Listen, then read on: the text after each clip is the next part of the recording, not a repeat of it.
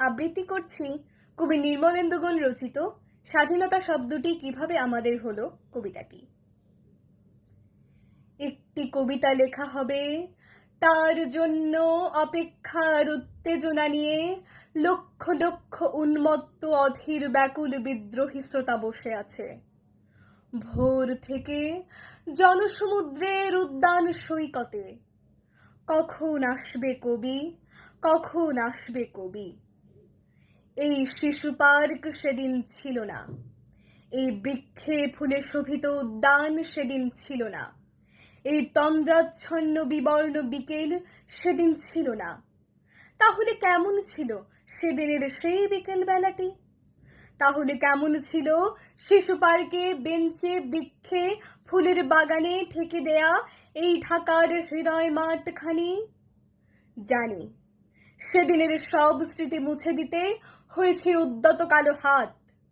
তাই দেখি কবিহীন এই বিমুখ প্রান্তরে আজ কবির বিরুদ্ধে কবি, মাঠের বিরুদ্ধে মাঠ, বিকেলের বিরুদ্ধে বিকেল, উদ্যানের বিরুদ্ধে উদ্যান, মার্চের বিরুদ্ধে মার্চ।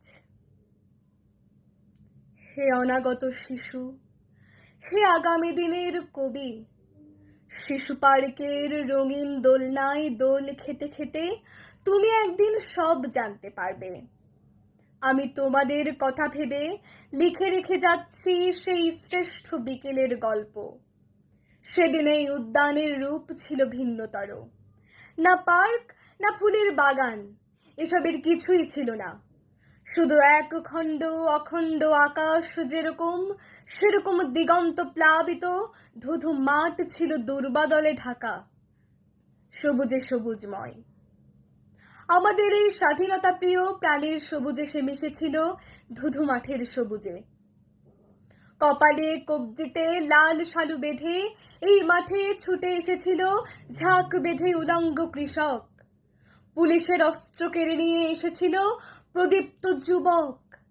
হাতের মুঠোয় মৃত্যু, চোখে স্বপ্ন নিয়ে এসেছিল মধ্যবিত্ত, নিম্ন মধ্যবিত্ত, করুণ, কেরানি, নারী, বৃদ্ধ, বেশ্যা, ভবঘুরে।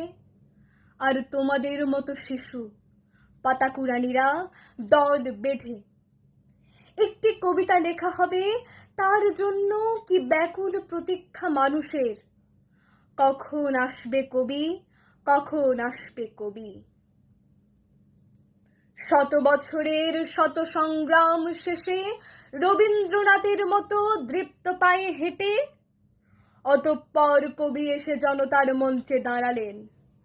তখন পলকে দারুণ ঝলকে তরিতে উঠিল জল, হৃদয়ে লাগিল দোলা, জনসমুদ্রে জাগিল জোয়ার, সকল দোয়ার খোলা। কি রোধে তাহার বজ্রকণ্ঠ বাণী। গণসূর্যের মঞ্চ কাঁপিয়ে কবি শোনালেন তার অমর কবিতাখানি। এবারের সংগ্রাম আমাদের মুক্তির সংগ্রাম, এবারের সংগ্রাম স্বাধীনতার সংগ্রাম। সেই থেকে স্বাধীনতা শব্দটি আমাদের। ধন্যবাদ।